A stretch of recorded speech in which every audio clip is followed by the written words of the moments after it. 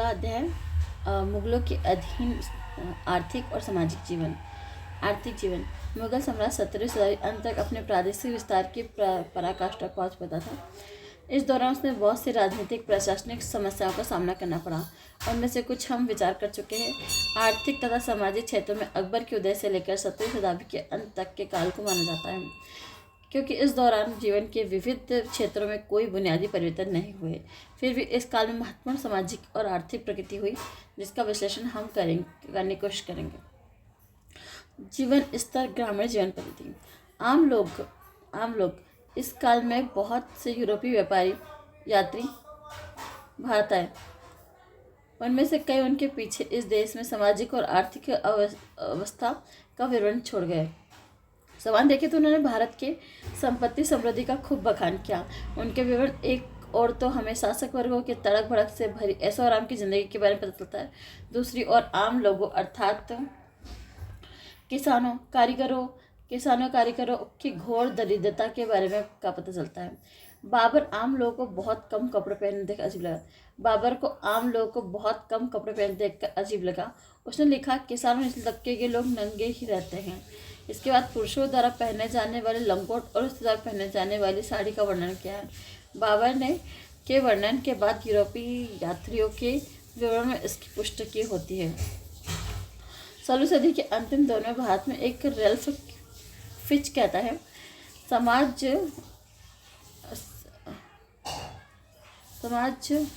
में शरीर के मध्य भाग में थोड़ा सा कपड़ा लपेटने के अलावा लोग नंगे बदन ही रहते हैं। ये बताता है कि सर्दी के मौसम में श्रमिकों के पास अपने को गर्म रखने के लिए काफ़ी कपड़े नहीं होते थे। लेकिन फिच कहता है कि सर्दी के मौसम में जो हमारा मई लोग रुई भरे अंगरे और टोपियाँ पहनते हैं। जूते चप्पल के बारे में भी ऐसी बातें कही गई है। निकेतन कहता है कि दक्कन के लोग खाली पैर रहते थे।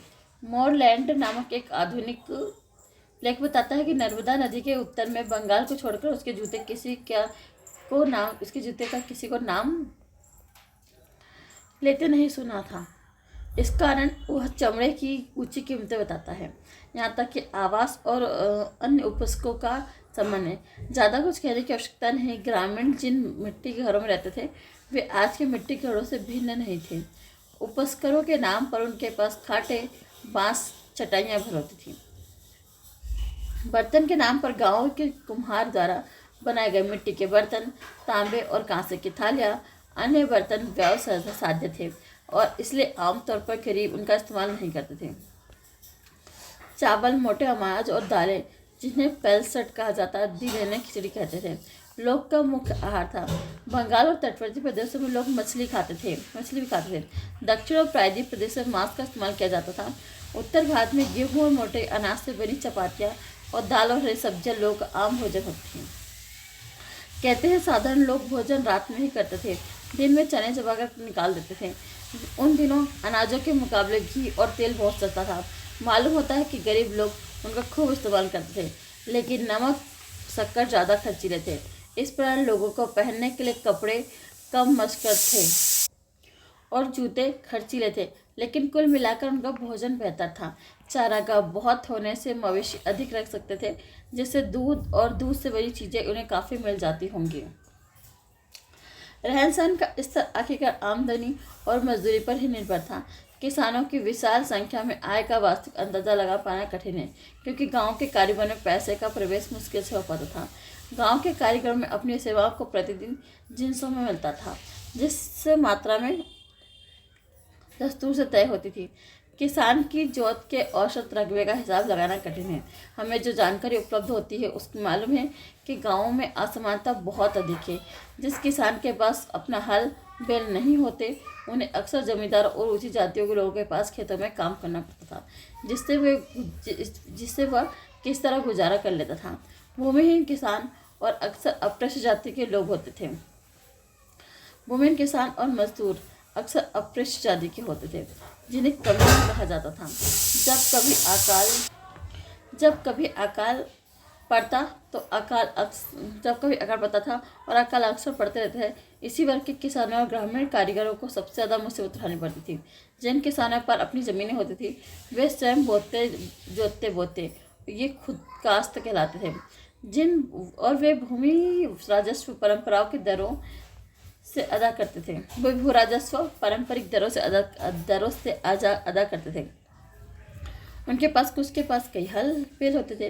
वे अपने गरीब भाइयों की मदद के लिए उधार भी दे दिया करते थे। उनके पास ये गरीब भाई मुजाहिरीन कहलाते थे, ऊंची दरों पर भू राजस्व अदा करते थे। इस प्रकार ग्रामीण समाज में घोर असमानता व्याप्त थी। खुद का अपने गांव के मूल बाशिंदा बताते थे। बहुधा किसी एक या अधिकाधिक दबदबे जाति होती थी। ये जातियाँ न केवल ग्रामीण समाज में दबदबा रखती थी, बल्कि गरीब या कमजोर वर्ग के लोगों का शोषण भी करती थी। दूसरी तरफ उनका शोषण जमींदार भी करते थे। अनुमान लगाया जाता कि 17वीं शताब्दी के प्रारंभ में भारत की आबादी 15.5 करोड़ थी। स्पष्ट खेती के लायक भरपूर जमीन परिमाणता उपलब्ध थी। अब मान सकते किसान अपने साधनों और परिवार परिस्थिति के अनुसार चाहे जितनी भी जमीन जोत सकता था। यदि उसमें रुकावट थी तो बस समाजी प्रतिबंधों की।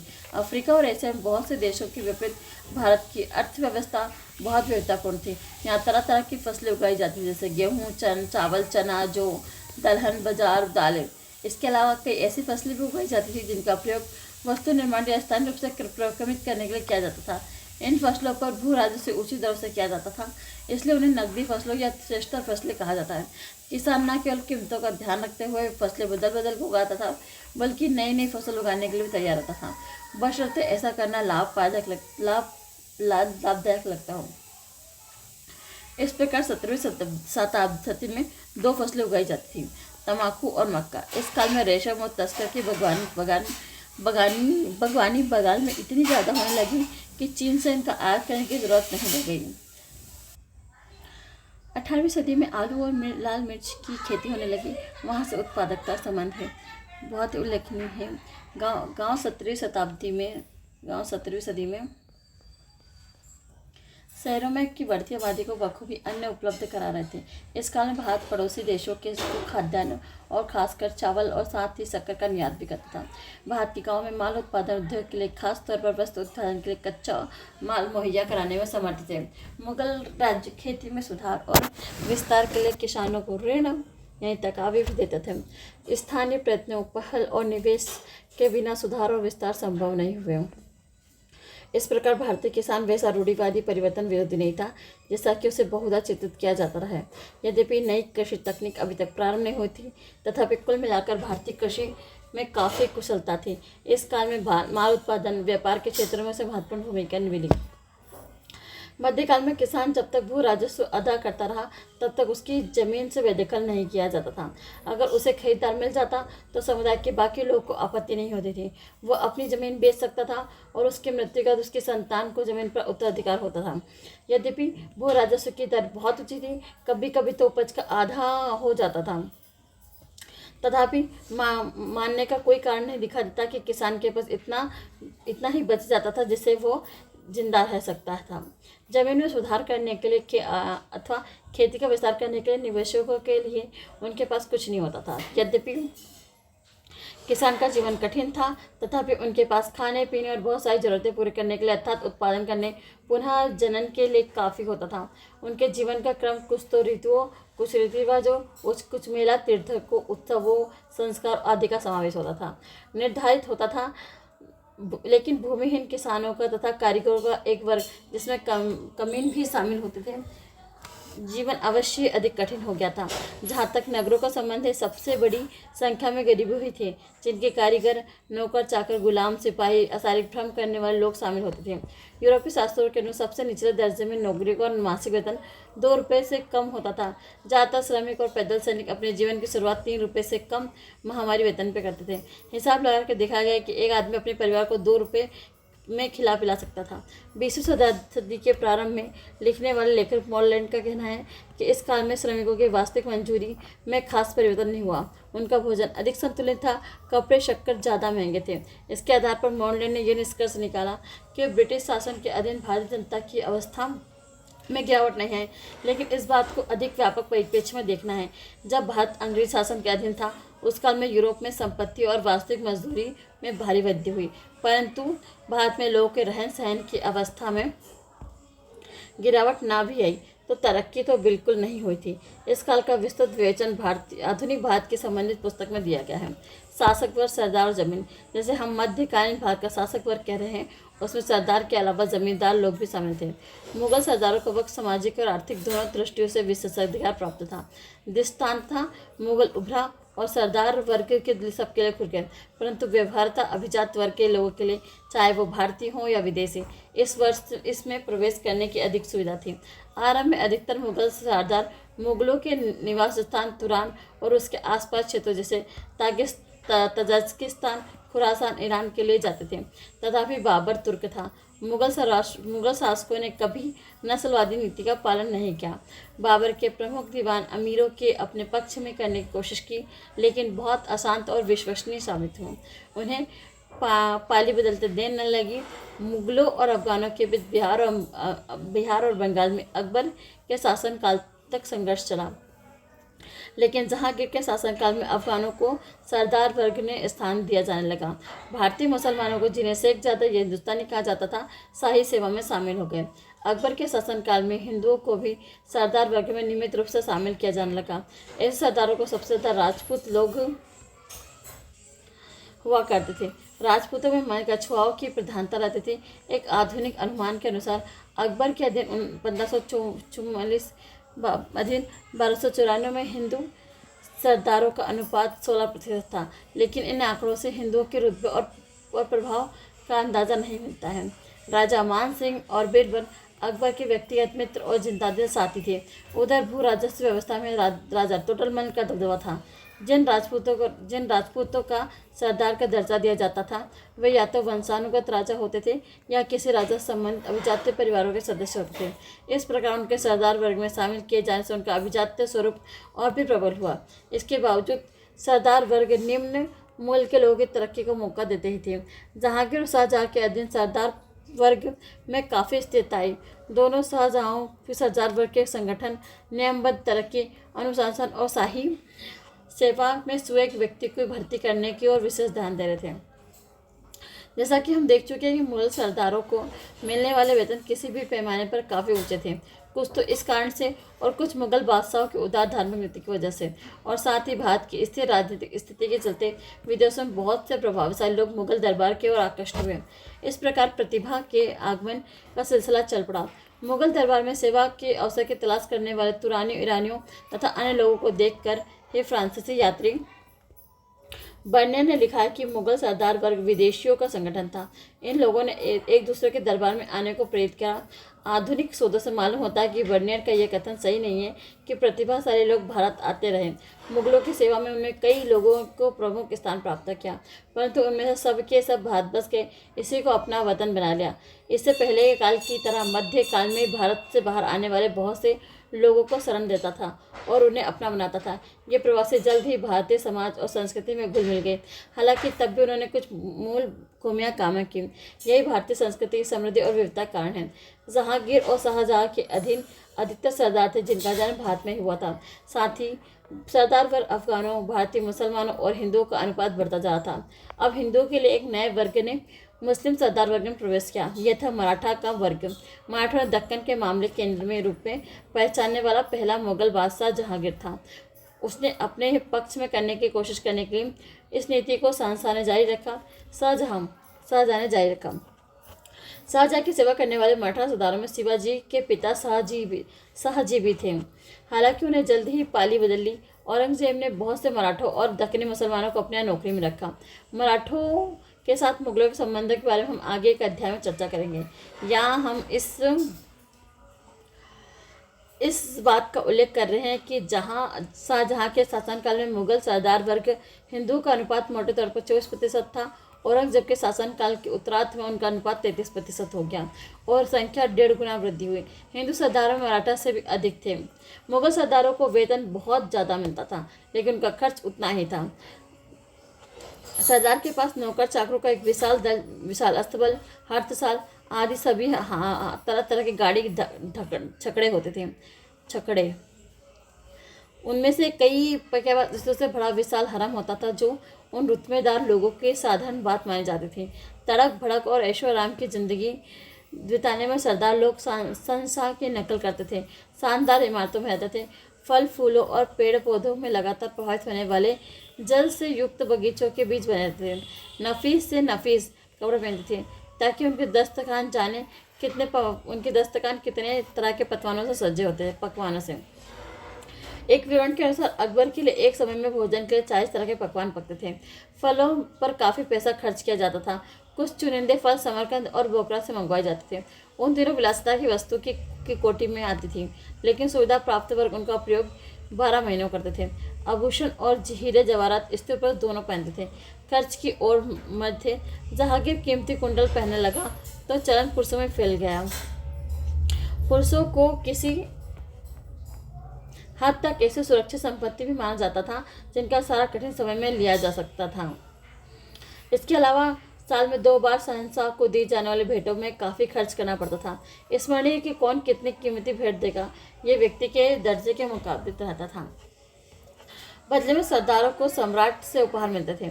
यद्यपि इस काल में शासक वर्ग जमा करने के बजाय खर्च करने की प्रवृत्ति अधिक थी। कुछ थोड़े से सरदार ही ऐसे प्रतीत होते थे जो ऋण मुक्त होते थे, अपनी संतान के लिए पीछे विरासत में धन संपत्ति छोड़ जाते थे। तथापि प्रत्यक्ष और परोक्ष रूप से अर्थव्यवस्था के विकास में सहायता मिली। इन सहायता कई रूप थे। बहुत से सरदारों ने वो जहाँ स्थायी रूप से बसना चाहते थे, जिस स्थान को अपना मोरूसी स्थान मानते थे, वहाँ जमीन खरीदते थे, सम्राट से भेंट प्राप्त की। इन स्थानों पर उन्होंने बाग बगीचे लगवाए, मंडियाँ बनवाई, जिसके किराए पर जहाँ होने वाली बिक्री उन्हें आमदनी होती थी। व्यापारियों को ब्याज के पैसे भी देते थे और अक्सर व्यापारियों के नाम पर उनके साथ साझेदारी में व्यापार किया करते थे। इस दृष्टि से अब्दुल फजल की कृति एक अवतरण पर विशेष ध्यान लायक है, जिनमें उसने सरदारों को व्यापारिक प्रवृत्ति में कुछ निवेश करने और लाभदायक कार्यों में शरीक होने की सलाह दी है। यद्यपि इस्लामी कानून में सूदखोरी को बहुत हेय माना जाता था, अब्दुल फजल ने सरदारों पर ब्याज पर पैसा लगाने की सलाह दी। उस काल में प्रचलित जीवन मूल्यों का द्योतक है। उस काल में व्यापारिक उद्यम में सरकार वर्ग की कितनी हिस्सेदारी होती थी, इसका ठीक ठाक अनुमान लगाना पड़ा कठिन है। कभी कभी कुछ सरदार अपने शाही परिवार के सदस्य भी शामिल होते थे। पदों का नाजायज फायदा उठाकर कुछ चीज़ों की खरीद बिक्री और अपनी इज्जतदारी कायम करने की कोशिश करते थे। या व्यापारी कारीगरों को इस बात के लिए मजबूर करते थे कि वे अपनी चीज़ें उनके हाथों सस्ते दाम में बेच दें, लेकिन ऐसे मामलों में इतने अधिक नहीं होते थे। उनका वाणिज्य व्यापार और कारीगरों के काम पर प्रभाव पड़ता था। 1614 ईस्वी में सूरत में एक अंग्रेज कंपनी के कारिंदे ने कहा था, छोटे बड़े सभी लोग व्यापारी हैं। शाही परिवार के स्त्री पुरुष विदेशी जहाज़ पर माल भेजा करते थे। उनमें से कुछ के पास तो व्यापार के लिए जहाज़ भी होते थे। औरंगजेब के शासनकाल में एक प्रमुख सरदार मीर जुमला के पास जहाज़ का एक पूरा बेड़ा था, जिसका इस्तेमाल फारस, अरब और कई दक्षिण पूर्व एशिया देशों के लिए व्यापार में किया जाता था। व्यापार से होने वाली आमदनी का प्रबल इतना प्रबल था कि वो औरंगजेब का आला काजी भी अच्छे खासे पैमाने में व्यापारिक कारोबार चलाता था, जिस उसने सम्राट से छिपाने की कोशिश की। इस प्रकार मुगल सरदार पर कोई भी असामान्य विशेषताएं भी थी। वर्ग हमेशा नक्सली तौर पर विभाजित रहता था, तथापि एक मिश्रित शासक वर्ग होता था, जिनमें विभिन्न क्षेत्रों के धर्म के लोग शामिल होते थे। चित्रकारों, संगीतों, कवियों, फारसी दोनों भाषाओं का प्रयोग कवियों करते थे। विद्वानों को प्रसिद्ध देकर उनकी सामाजिक संस्कृति को बढ़ावा दिया। तत्वतः उनका स्वरूप फिरोज था, क्योंकि उनकी आय का मुख्य स्रोत भूमि ही थी। इस वर्ग ने नौकरशाही की बहुत खूबियाँ विकसित करी। इस वर्ग ने व्यापार और पैसे में भी अधिक लगाव रहा। इस प्रकार मुगल राज और सरदार वर्ग भारत की आर्थिक विकास में कोई बाधा नहीं डाले। आर्थिक विकास अपने आप में भारत की पूंजीवादी की राह पर ले जा सकता था या नहीं, इस प्रश्न पर विचार करने की जरूरत नहीं है। हमारा मुख्य सरोकार इस बात पर है कि क्या भारत विकास हो रहा है, यदि हो रहा है तो किस दिशा में। 17वीं सदी में सरदारों की संख्या में तीव्र वृद्धि हुई। विभिन्न गुटों और व्यक्तियों और समूहों में उत्पन्न तनावों और जागीरदारी प्रथा की कार्य पद्धति में आए संकट ने औरंगजेब और उसके उत्तरदारियों के अधीन सरदार वर्ग अनुशासन कार्यकलाप को गंभीर रूप से प्रभावित किया। इनमें से कुछ पहलुओं पर आगे एक अध्याय में अधिक विस्तार से चर्चा किया जाएगा। उम्मीदवार और ग्रामीण बदवजन। अबुल फजल तथा अन्य समकालीन लेखकों की कृति में स्पष्ट होता है कि भूमि का व्यक्तिगत स्वामित्व भारत के दीर्घकालीन में प्रचलित था। भूमि का स्व अधिकार मुख्य रूप से उत्तराधिकार पर निर्भर था, लेकिन स्वतंत्र के नए अधिकारों की सृष्टि बराबर चल रही थी। परंपरा यह भी थी कि जो भी किसी धरती पर पड़ी जमीन में सबसे पहले खेती करता वह जमीन का मालिक बन जाता। मध्यकाल में खेती के लायक काफ़ी प्रति जमीन उपलब्ध थी। थोड़े से उद्यमियों के लिए लोगों आपस में मिलकर उनके प्रयत्नों से नया गांव बसा लेना, किसी गांव की प्रति जमीन को आबाद करके उस जमीन का मालिक बन जाना कोई मुश्किल की बात नहीं है। जिस जमीन को जोतते थे तो उनके स्वामी होते ही थे। साथ में एक बहुत बड़ा तबका ऐसे जमींदारों का भी होता जिन्हें कई गांवों के भू राजस्व वसूली करने का वंशानुगत अधिकार प्राप्त था। यह वह जमींदार का तालुका या जमींदारी कहलाता था। वसूली के इस काम के लिए उन्हें भू राजस्व में हिस्सा दिया जाता था, जो कुछ 25% तक भी होता था। जमींदार अपने जमींदारी की जमींदारी को स्वत अधिकारी नहीं होता था। जमीन का जोतदार किसान तब तक भू राजस्व अदा करता था जब तक कि उसे बेदखल नहीं किया जा सकता। इस प्रकार जमींदार और किसानों की भूमि पर अपने अपने अलग अलग तरह के अधिकार होते थे। जमींदार के ऊपर राजा होते थे, जिनका प्रभुत्व कभी कभी छोटे कभी कभी बड़े इलाकों पर होता था, जिन्हें अलग अलग सीमाओं पर आंतरिक स्वशासन अधिकार प्राप्त था। इन्हें अधीनस्थ दर्जे में स्पष्ट करने के लिए फारसी लेखों ने इन राज दरबारों का भी जमींदार कहा जाता था। इन राजाओं को भी जमींदार कहा जाता था, लेकिन वस्तुतः भू राजस्व की वसूल करने वाले जमींदारों से उनका स्थान ऊंचा होता था। इस प्रकार मध्यकाल में ग्रामीण समाज भी बहुत ही वर्ग विभाजित या सोपानबद्ध था। जमींदारों, सरदारों और राजाओं को अपनी सशक्त सेनाएं होती थी और वे गढ़ियों अर्थात छोटे किलों में रहते थे। उनके रुतबे का प्रतीक होता था। आईने के अनुसार अकबर के शासनकाल में एक वर्ग के पास जिस संयुक्त से रूप में जमींदार कहा जाता था 3,84,558 सवार, 42,77,557 पैदल सैनिक, 1,863 हाथी, 4,260 तोपें। लेकिन जमींदार देश भर में बिखरे हुए होते थे। इतनी विशाल सेना कभी भी कहीं और एक साथ मैदान में नहीं उतर सकते थे। इन अंकों के शायद राजाएं सेनाएं भी रखते थे। जाति, कुल और कबीले के आधार पर जमींदार अपनी जिम्मेदारी से बसे किसानों से घनिष्ठ रूप से जुड़े होते थे। जमीन की उत्पादकता के बारे में उनके पास काफ़ी स्थानीय जानकारी होती थी। जमींदारों की संख्या बहुत बड़ी थी, उनका वर्ग काफ़ी शक्तिशाली था। वे अलग अलग नामों से पूरे देश में फैले हुए थे। देशमुख, पाटिल आदि ऐसे स्थानीय नाम थे। इस प्रकार किसी भी केंद्रीय सत्ता के लिए उनकी उपेक्षा करना या उनसे नाराज होना आसान नहीं था। जमींदारों के रहन सहन के स्तर के बारे में कुछ कहना कठिन है। सरदारों की तुलना में उनकी आय बहुत सीमित होती थी। छोटे जमींदार कमोबेश किसान की तरह होते थे, लेकिन बड़े जमींदारों का जीवन स्तर बहुत कुछ राजाओं व सरदारों के समान हो सकता था। स्पष्ट है कि सरदार जमींदार गाँव में रहते थे और उन्हें हम एक प्रकार के शिथिल ढंग से स्थानीय प्रजाजनों का वर्ग कह सकते हैं। जमींदारों को सिर्फ ऐसे लोग मानकर चलना सही नहीं होगा जो जमीन पर नियंत्रण स्थापित करने में आपस में हमेशा लड़ते झगड़ते रहते हों, अपने अपने इलाकों में किसानों को शोषण करते रहो। बहुत से जमींदारों अपने जमींदारों के भूराजस्व में किसान जातियों के साथ करीबी रिश्ते होते थे। ये जमींदार न केवल लोगों के लिए एक अनुकरणीय मापदंड प्रस्तुत करते थे, बल्कि गांव बसाने के लिए पूंजी और संगठन व्यवस्था भी करते थे। खेती के विस्तार और सुधार के लिए योगदान करते थे। अमीर किसानों के एक छोटे वर्ग ने भी कृषि में सुधार और विस्तार में भाग लिया। इस विषय में काफ़ी बहस होती रही है कि मध्यकाल में भारत में कोई मध्य वर्ग था या नहीं।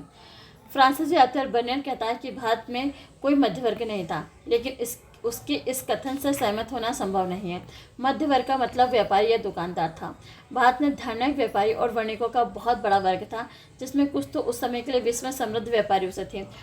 इन व्यापारियों ने अपने खास अधिकार थे। उनका अधिकार परंपरा और जान माल की हिफाजत का कुदरती हक था, लेकिन उन्हें किसी शहर का प्रशासन संभालने का अधिकार नहीं था।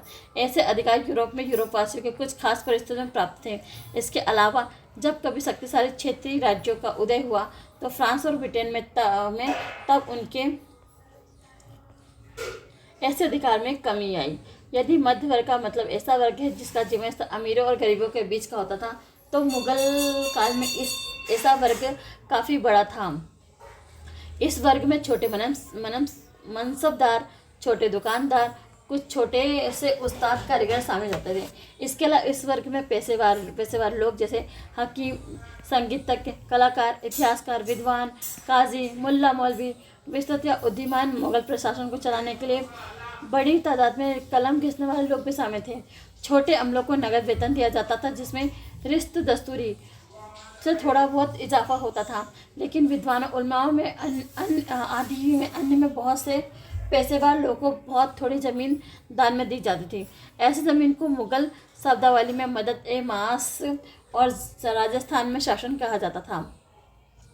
पूर्व हिंदू काल में हिंदू देवी देवताओं के द्वारा दिए गए भूमिदानों पर शासन कहा जाता था। मुगल सम्राटों के अलावा छोटे शासक, जमींदार, यहाँ तक कि शासक में भी ऐसे दान दिए जाते थे। यद्यपि सिद्धांत था इन दोनों की हर नए शासक को नए सिरे से बहाल करना चाहिए था। व्यवहारता वे वंशानुगत ही हो गए थे। ये लोग अक्सर ग्रामीण वृद्धजनों के वर्ग का अंग बन गए और शहर और गांवों के बीच कड़ी का काम करते थे। लेखक, इतिहासकार और उलमा वर्ग इस वर्ग में लोग रहते थे।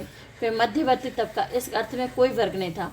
इसके अलग अलग हिस्सों में हित अलग अलग रहे। अलग अलग धार्मिक समूह और जातियों के लोग भी शामिल होते थे। वाणिज्य व्यापार का संगठन। भारतीय व्यापार वर्ग बहुत विशाल और पूरे देश में फैला हुआ था।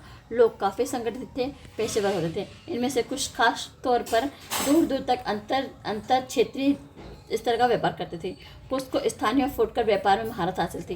पहले वर्ग के व्यापारियों को सेठ, बोहरा या मोदी कहा जाता था। दूसरे वर्ग के व्यापारी को व्यापारी या वणिक लोग चीज़ों की बिक्री तो करते थे, साथ ही गांव और कस्बों में उनके एजेंट भी रहते थे, जिनकी मदद से वो खाद्यान्न और नकदी फसलें खरीदा करते थे। व्यापारियों के एक खास वर्ग को एक स्थान से दूसरे स्थान पर माल को थोक पैमाने पर ले जाने के लिए खास महारत हासिल थी। लोग बंजारा कहलाते थे। बंजारा दूर दूर तक व्यापारिक यात्रा छिपा करते थे। कभी कभी तो उनके कारवाहों में अनाजों, दालों, घी, नमक से लदे हजारों बैल शामिल होते थे। ज़्यादा कीमती वस्तुएं जैसे सूती, रेशमी कपड़े, ऊँटे और खच्चरों या गाड़ियों पर लादे जाते थे। लेकिन माल को नावों में जल मार्गों में ले जाना ज़्यादा किफ़ायती थे। नदियों और समुद्र तटों पर नावों के जरिए माल का परिवहन आज की अपेक्षा अधिक विकसित अवस्था में था। इस काल में खाद्य पदार्थ, तरह तरह के कपड़े अंतर क्षेत्रीय व्यापार की मुख्य मध्य हुआ करती थी। बंगाल चावल और शक्कर के अलावा नफीस मलमल और रेशम का निर्यात करता था। कोरोमंडल तट वस्त्र उत्पादन का केंद्र ही बन गया था। तटवर्ती रास्ते और दक्कन से होकर गुजरात के साथ वस्तुओं का जोरदार व्यापार चलता था। गुजरात विदेशी माल का प्रवेशद्वार था। उत्तर भारत में नफीस सूती और रेशमी कपड़ा पोटला निर्यात करता था। बुरहानपुर और आगरा उत्तर भारत में व्यापार के मुख्य केंद्र थे। बंगाल वहाँ खाद्यान्न और रेशमी कपड़ा आता था। मालाबार से काली मिर्च भी पहुँचती थी। उत्तर भारत विरासत की वस्तुओं को आयात करता था। नील और खाद्यान्न सर्फ भेजता था। लाहौर दस्तकारी की वस्तु के उत्पादन का एक अन्य महत्वपूर्ण केंद्र था। कश्मीर बने विरासत की वस्तुएं जैसे साल, गलीचे इत्यादि वितरण का केंद्र लाहौर की ओर था। पंजाब और सिंध के उत्पाद सिंधु नदी के रास्ते इधर उधर ले जाते थे। एक और काबुल और कंधार, साथ में दूसरी ओर आगरा और दिल्ली के साथ लाहौर का घनिष्ठ व्यापारिक संबंध था। इस प्रकार देखा जा सकता है कि भारत का अंतर क्षेत्रीय व्यापार विलासिता के वस्तुओं तक सीमित नहीं था। इन वस्तुओं की ढुलाई परिवहन को एक जटिल ताने बाने के जरिए की जाती है। एजेंटों या घुमासतों में कमीशन एजेंटों और दलालों के जरिए थोक व्यापारी क्षेत्रीय और स्थानीय स्तरों पर तक के फुटकरी व्यापारियों से जुड़े होते थे। 17वीं शताब्दी में गुजरात पहुंचने वाले डच और पुर्तगाली व्यापारियों ने भारतीय व्यापारियों को बहुत सक्रिय और जागरूक बनाया। अंदरूनी जानकारी का तीव्र इस प्रतावी चलती थी। जब भी देश के किसी भी हिस्से में माल की मांग पैदा होती थी तो तेजी से पूरा कर दिया जाता था।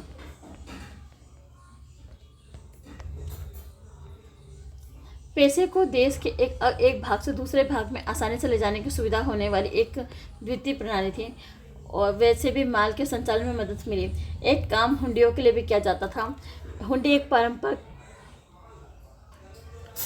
एक साख पत्र होती थी जिसका भुगतान किसी निश्चित समय के बाद छूट के साथ किया जाता था। हुंडी में अक्सर बीमे की राशि शामिल होती थी। बीमे की दर माल की मूल्य, उसे पहुंचाने के ठिकाने, उसकी ढुलाई की पद्धति यानी थल मार्ग, नदी मार्ग या समुद्र के रास्ते से ले जाता था, ढुलाई की पद्धति पर निर्भर था। मुद्रा के विनिमय का काम करने वाले शरीफ हुंडियों को कारोबार के विशेषज्ञ होते थे। इस प्रकार में खानगी बैंकों का भी काम करते थे। खां नकी। वे सरदारों के पैसा जमा रखते थे और उसे उधार लगाते थे। हुंडियों के जरिए वे साख पैदा करते थे और मुद्रा के प्रचलन की अनुमति करते थे।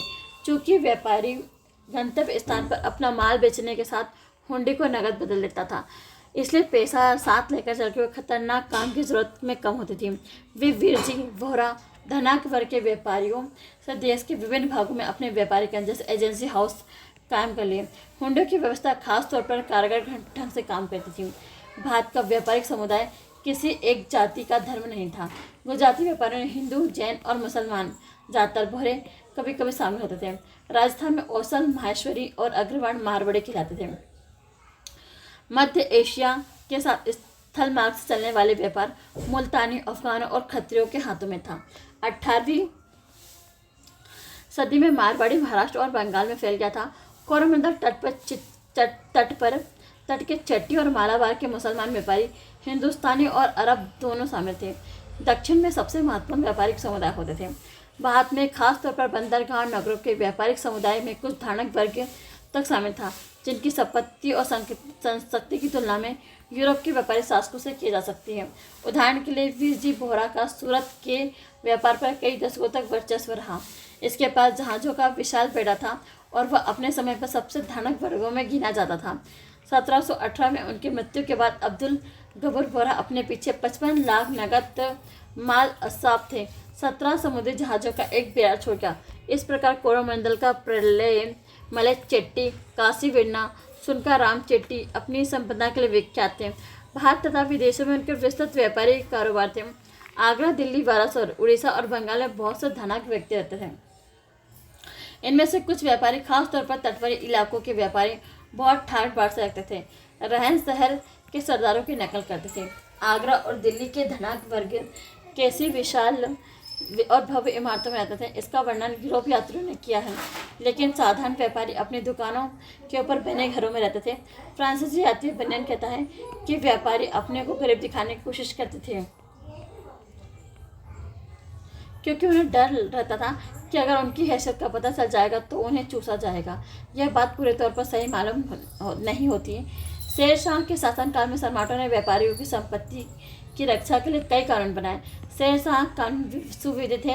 जहांगीर के कानूनों की एक धारा यह भी है, यदि किसी की चाहे वह काफिर हो मुसलमान मृत्यु हो जाए तो उनकी संपत्ति जैसे माल अशाब उत्तराधिकारी के लिए सुरक्षित रखा जाता है, उन्हें कोई हाथ ना लगाए। यदि कोई उनका वारिश ना हो तो उनकी संपत्ति की रक्षा के लिए निरीक्षक और पहरेदार नियुक्त किए जाने चाहिए, ताकि उनसे प्राप्त कीमत को उचित कार्यों में मस्जिद बनवाने, सराय बनवाने, टूटे हुए पुलों की मरम्मत कराने, तालाब तथा कुएं खुदाने में लगाया जा सके। तथापि स्थानीय अधिकारी अपनी सत्ता का प्रयोग व्यापारियों को परेशान करने के लिए भी कर सकते थे। कुछ परेशानी के बावजूद व्यापारी की संपत्ति कोई खतरा नहीं था। यातायात के साधन सस्ते और उनकी जरूरत के हिसाब से काफ़ी थे। कुछ यूरोप यात्रियों की शिकायतों के बावजूद सड़कों और सुरक्षा पर संतोषजनक व्यवस्था थी। यात्रियों का बीमा भी हो सकता था। मुख्य मार्गों पर हर 5 कोस पर एक सराय की सुविधा से युक्त यातायात की व्यवस्था उस काल में यूरोप की व्यवस्था से होड़ कर सकती थी। तथापि व्यापार और व्यापारियों का सामाजिक ढांचा निम्न नहीं रहा। राजनीतिक प्रक्रियाओं पर व्यापारी कितना प्रभाव था यह विवाद का विषय है, लेकिन जहाँ तक खुद व्यापारियों के हित का संबंध था, भारत में राजनीति में उनका प्रभाव ना रहा हो, ऐसी बात नहीं। उदाहरण के लिए व्यापारी के हर समुदाय का अपना एक नगर सेठ या अगुवा हुआ करता था, जो स्थानीय व्यापार से उनकी ओर बात कर सकता था। अपनी बात मनवाने के लिए हमें अहमदाबाद अनंत यात्रियों के हड़तालियों का भी उल्लेख देखने को मिलता। हम ऊपर देख चुके हैं कि मुगल शाही परिवार के लोग मीर जुमला जैसे प्रमुख सरदार के व्यापार भी करते थे।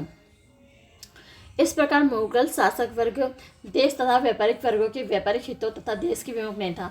तथापि वो व्यावसायिक हितों का बढ़ावा देने में उतना सक्रिय था जितना सक्रिय ब्रिटेन, फ्रांस और हॉलैंड जैसे यूरोप देशों के राज्य थे। कई कारणों से 17वीं शताब्दी में भारत के वाणिज्य व्यापार का विस्तार हुआ। एक महत्वपूर्ण कारक मुगल शासन के अधीन देश का राजनीतिक एकीकरण, विस्तृत क्षेत्रों में अशांति व्यवस्था की स्थापना थी। मुगलों ने सड़कों और सराय की ओर विशेष ध्यान दिया, जिसमें संचार व्यवस्था में सुधार हुआ। माल के साम्राज्य के प्रदेश करने वाले स्थल में एक बार ही स्थल पर एक ही बार अन्य समान दर से चुंगी वसूल की जाती थी। सड़कों पर वसूल किए जाने वाले शुल्कों या राहदारी को गैर कानूनी करार दिया गया। कुछ स्थानीय राजा उनकी वसूली करते थे। मुगल शासक उच्च शुद्धता के चांदी के सिक्के ढलवाते थे। इसके सिक्के भारत में और भारत के बाहर मानक मुद्रा बन गए, जिसमें व्यापार को सहायता मिली। मुगलों की कुछ नीतियों में भी अर्थव्यवस्था के वाणिज्यीकरण या मुद्रा पर आधारित अर्थव्यवस्था के विकास में मदद मिली। स्थानीय सेना को बहुत से प्रशासनिक पदाधिकारी को नकद वेतन दिए जाते थे। जब्ती प्रणाली के तहत भू राजस्व का निर्धारण नकदी तौर पर किया जाता था। उनकी नकदी की अदायगी भी अपेक्षित थी। जब किसान को भू राजस्व निर्धारण को वैकल्पिक तरीकों से चुनाव करने की सुविधा दी जाती थी, तो फसल के बंटवारे का तरीका तब भी राज्य का हिस्सा आमतौर पर अनाज के व्यापारियों के जरिए गांव में बेच दिया जाता था। हिसाब लगाया गया है कि गांव के उत्पादन का लगभग 20% बाजार में पहुंच जाता था। यह अनुपात अच्छा खासा था। ग्रामीण अनाज मंडियों के विकास से कस्बों का उदय हुआ। सरदारों की विलासिता की वस्तुओं की मांग के फलस्वरूप दस्तकारी उत्पादन में वृद्धि हुई। इससे शहरों का भी विकास हुआ। 16वीं सदी में ही देश के बड़े शहरों को विकास हो चुका था। रैल्फ फिच के अनुसार आगरा और फतेहपुर सिकरी लंदन से बड़े थे, जबकि लंदन उन दिनों यूरोप का सबसे बड़ा नगर था। अखबार के दरबार में हाजिर होने वाले जोविस्ट पादी मॉन्सर्ट का कहना है कि लाहौर यूरोप या एशिया के किसी भी नगर में 19 नहीं था। हाल में ही शोध मालूम हुआ कि 17वीं सदी में आगरा फैलकर दुगना हो गया। 17वीं शताब्दी के मध्य में अपना यात्रा विवरण लिखने वाला बर्नियर कहता है कि दिल्ली पेरिस से कम नहीं था। आगरा दिल्ली से बड़ा था। इस काल में पश्चिम में अहमदनगर और बुरहानपुर नगर, उत्तर पश्चिम में मुल्तान और पूरब में पटना, राजमहल, ढाका फैलकर बड़े शहर बन गए थे। अहमदाबाद लंदन जितना बड़ा था। पटना की आज़ादी 2 लाख थी। उस समय के पैमाने बड़े से काफ़ी बड़े थे। ये सभी शहर सिर्फ प्रशासनिक केंद्र नहीं, बल्कि उद्योग व्यापार के केंद्र के रूप में विकसित हुई। मुगल शासक ग्रामीण उत्पादन का एक बड़ा हिस्सा राजस्व के रूप में वसूल लेते थे और उस उत्पादन को नकदी में तब्दील कर दिया जाता था। इस नकदी का अधिकांश भाग मुगल सरदारों के खातों में जाता था, जिससे विलासिता की तरह की वस्तुओं की मांग बढ़ी। ऐसी वस्तुओं को रिहायशी इमारतों, सराय, बावलियों, निर्माण की सामग्री भी शामिल है। सभी तरह की तोपों, बंदूकों, बस्तखोरों, जहाज़ों के निर्माण का विकास भी इस क्षेत्र में सरकार के सीधे दखल देने के परिणाम का एक उदाहरण है। अकबर और औरंगजेब दोनों ही सभी तरह की तोपों के निर्माण में गहरी रुचि लेते थे। इन तोपों में चलते फिरते तोपें भी शामिल थीं। इनके उत्पादन में सुधार के लिए कदम उठाए जाने चाहिए। भारत की इस्पात की तलवारों को मांग हर देश से बाहर भी थी। 1651 में शाहजहां ने समुद्री जहाज़ों के निर्माण का कार्यक्रम किया।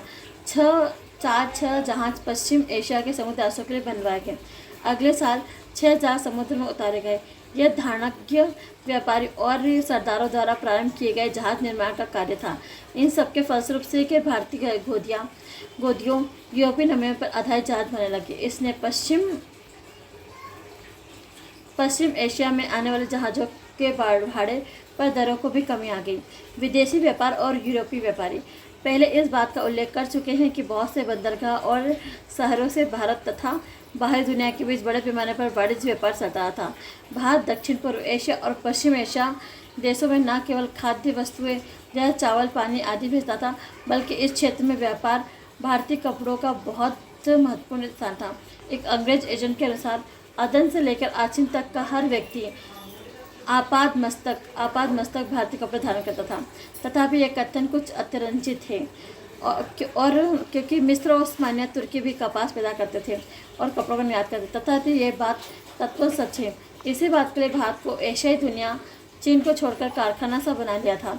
भारत को टीन और तांबे जैसी कुछ वस्तुएं जिनका उत्पादन देश में पर्याप्त मात्रा में नहीं होता था, जबकि कांसा बनाने के लिए टीन की खास ज़रूरत होती थी। भोजन और औषधियों के इस्तेमाल करने के लिए कुछ मसाले, लड़ाई के लिए घोड़े और विलासिता की कुछ वस्तुओं को छोड़कर किसी चीज़ का आयात नहीं करना पड़ता था। इस अनुकूलन व्यापारिक संतुलन के कारण भारत में दूसरे देशों को सोना चांदी मंगवानी पड़ती थी। भारत के विदेशी व्यापार के विस्तार के फलस्वरूप 17वीं सदी में भारत में चांदी और सोने का आयात खूब बढ़ा, इतना बड़ा कि बर्नियर कहना पड़ा कि सोना चांदी दुनिया में सभी भागों में घूम फिर कर अंत में भारत में आकर जमींदारों हो जाते थे, जमींदोज हो जाते थे।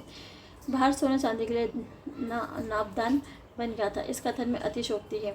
उन दिनों हर देश आपके पास सोना चांदी दबा कर रखना चाहता था। ऐसा करने के लिए ज़्यादा कामयाबी सिर्फ भारत और चीन को मिली, जिस कारण उनकी अर्थव्यवस्था में विशालता और मुख्यतः आत्मनिर्भर होना था। 15वीं सदी के अंत में पुर्तगालियों ने भारत आगमन का जिक्र हम पहले ही कर चुके थे। 17वीं सदी में बहुत से अन्य यूरोपीय भी, खास तौर पर डच, अंग्रेज और बाद में फ्रांसीसी भारत पहुंचे। कृषि और उद्योगों के त्वरित विस्तार के लिए यूरोपीय अर्थव्यवस्था का विकास प्रत्यक्ष परिणाम था। 16वीं सदी के उत्तरार्ध पुर्तगाली शक्ति का ह्रास प्रारंभ हुआ। पुर्तगालियों के प्रबल विरोध के बावजूद 16वां में गोलकुंडा के शासक से फरमान हासिल कर डच लोग मछली बंटम में जम गए। उन्होंने मसालों के द्वीपों में भी अपने पैर जमा लिए और 1610 में मसालों के व्यापार पर उनका वर्चस्व स्थापित हो गया। वे जल्दी उन बात का एहसास हो गया कि भारतीय कपड़ों के बदले मसाले सबसे आसानी से मिल सकते थे। कोरोमंडल तट पर उत्पादित कपड़ा दक्षिण पूर्व एशिया में सबसे ज़्यादा पसंद किया जाता था। इसके अलावा ढुलाई भी सबसे ज़्यादा सस्ती थी, इसलिए लोग मछलीपट्टनम से दक्षिण की ओर कोरोमंडल तक फैले और उन्होंने स्थानीय शासक से पुलिकट हासिल कर लिया और अपना आधार बना लिया। डचों की तरह अंग्रेज भी पूरी दुनिया के मसालों के व्यापार के लिए आए थे, लेकिन अधिक संसाधनों से युक्त मसालों के द्वीपों को पहले से ही पैर जमाए थे। डचों की शत्रुता के कारण अंग्रेजों को अपना प्रयत्न भारत पर केंद्रित करना पड़ा। सूरत के बाहर एक पुर्तगाली बेड़े को पराजित करने के बाद वाकई सूरत में एक फैक्ट्री स्थापित करने में कामयाब हो गए। 1618 में सर टॉमस रो की सहायता से जहांगीर से प्राप्त एक फरमान के जरिए फैक्ट्री को पुख्ता बना दिया, मगर डचों ने जल्द ही सूरत में एक फैक्ट्री स्थापित कर ली। अंग्रेजों को वस्त्र निर्माण के केंद्र के रूप में गुजरात के महत्व का अंदाजा शीघ्र मिल गया। उन्होंने लाल सागर और फारस की खाड़ी के रास्ते भारत के व्यापार में प्रवेश करने की कोशिश करी। 1622 में फारसी फौज की मदद से उन्होंने ओरमुज पर कब्जा कर लिया और फारस की खाड़ी के मुहाने पर पुर्तगालियों का एक अड्डा था। इस प्रकार 17वीं शताब्दी के प्रथम चरण तक डच और अंग्रेज दोनों भारतीय व्यापार में जम चुके थे। पुर्तगाल समुद्र पर अधिकार हमेशा के लिए खत्म हो गया। पुर्तगाली गोवा में तथा दमन और द्वीप में बने रहे, लेकिन भारत के समुद्री व्यापार में उनकी हिस्सेदारी लगातार कम होती चली गई। 17वीं सदी के मध्य तक उनकी स्थिति नगण्य रही थी। हाल में अनुसंधान से मालूम पड़ता है कि समुद्र पर अपने प्रभुत्व के बजाय यूरोपीय लोग भारतीय यूरोपियों को ऐसा ही व्यापार से कभी उखाड़ नहीं पाए। सच तो है कि भारत में किसी भी हिस्से से, चाहे वो गुजरात से हो कोरोमंडल तट से, अपना बंगाल चलने वाले विदेशी व्यापार में यूरोपीय कंपनी की हिस्सेदारी मामूली ही थी। भारतीय व्यापारी की प्रमुखता की स्थिति कायम रखने के लिए कायम होने के कई कारण थे। कपड़े के व्यापार के संबंध में भारतीय व्यापारियों को घरेलू और विदेशी दोनों बाजारों से बेहतर जानकारी रहती थी। साथ ही भारतीय व्यापारी कम मुनाफे पर व्यापार करने को तैयार थे, जहां 10 से 15% तक के लाभ से संतुष्ट थे। डच व्यापारी 40 से 50% फायदा चाहते थे, जो फैक्ट्रियों, जंगी जहाज़ों आदि पर होने वाले खर्चों को पूरा करने के लिए जरूरी माना जाता था। अंग्रेजों का रवैया भी ऐसा ही रहा होगा। डच और अंग्रेज व्यापारी को लगा कि मुगल प्रशासन भारतीय व्यापारी के सहयोग के बिना वे भारत में व्यापार नहीं कर सकते, इसलिए वह अपनी फैक्ट्रियों को लोगों से खिलाना पिलाना कठिन हो रहा था। इस कारण से उन्होंने कारोबार का खर्च कम करने के लिए उन्होंने भारतीय व्यापारियों के माल को अपने जहाज़ों पर ढोना शुरू कर दिया। भारतीय व्यापारियों को इस बात का कोई एतराज़ नहीं था, क्योंकि उनका कारोबार अधिक सुरक्षित हो पाता। साथ ही भारतीय जहाज़रानी भी विकास होने लगा। 17वीं सदी के मध्य में सूरत में केवल 50 भारतीय जहाज़ थे। इस सदी के अंत तक उनकी संख्या 112 तक पहुंच गई। यह भारत के विदेशी व्यापार और वस्तु निर्माण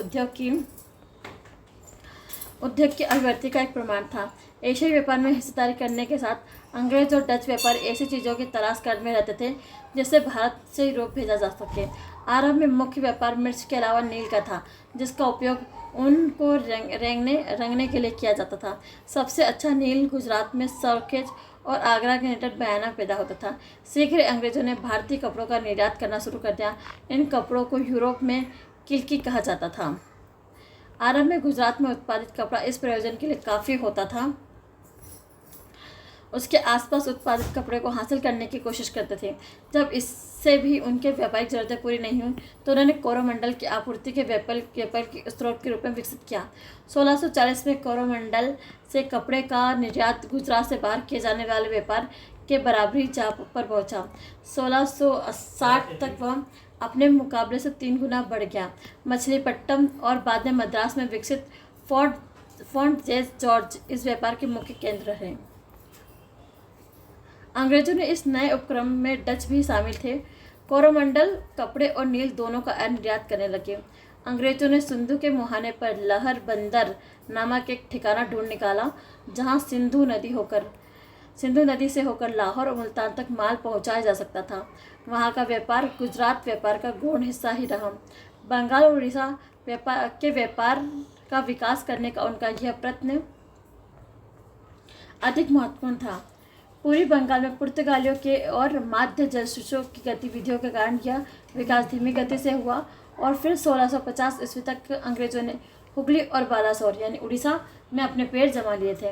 वहाँ से कपड़े के अलावा कच्चे रेशम, शक्कर का भी निर्यात करने लगे। एक और चीज़ के निर्यात का विकास कर लिया, यह था सॉल्ट पीटर, जिससे एक तो यूरोप के बारूद के स्रोतों में कमी से भरपाई हो जाती थी और दूसरा इसका प्रयोग यूरोप आने वाले जहाज़ों को भार को स्थिर करने के लिए किया जाता था। सबसे अच्छा सॉल्ट पीटर बिहार में मिलता था। इस तरह पूर्वी क्षेत्रों में किए गए जाने वाले निर्यात में तेजी से वृद्धि हुई और 17वीं सदी के अंत तक वहाँ से किए जाने वाले निर्यात का मुख्य मूल्य कोरोमंडल तट के निर्यात के बराबर पहुँच गया था। इस तरह अंग्रेजी और डच कंपनियों ने भारत के निर्यात से नए बाजारों के द्वार खोल दिए और नई चीज़ों का निर्यात प्रारंभ कर दिया। 17वीं सदी के अंतिम चरण तक यूरोप में भारतीय कपड़े की धूम मचाई। एक अंग्रेज प्रेक्षक के अनुसार ऊन या रेशम से बनाई जाने वाली लगभग हर चीज़, उसका संबंध स्त्रियों की पोशाक से हो या हमारे घर के उस पर से भारतीय व्यापार से प्राप्त होती थी। 1701 में एक आंदोलन के परिणाम से फारस, चीन, वेस्ट इंडिया कंपनी पहुँचने वाले चित्रित, रंगीन, छपाईदार व धब्बेदार सभी कैलकुओं का निषेध कर दिया, लेकिन इनका और भारी नुकसान लगने वाले इस तरह से कानून पर कोई असर नहीं हुआ। छपे हुए कपड़े के स्थान पर सफ़ेद भारतीय कैलकों का निर्यात 1701 के 9.5 लाख थानों के मुकाबले 1719 में 20 लाख थानों पर पहुंच गया। भारत के विदेशी व्यापार की वृद्धि, सोने चांदी का विपुल मात्रा में विदेशों से भारत आना, यूरोप के तेज़ी से विकसित हो रहे बाजारों के साथ भारत का संबंध जुड़ना, इन तमाम बातों के महत्वपूर्ण परिणाम निकले।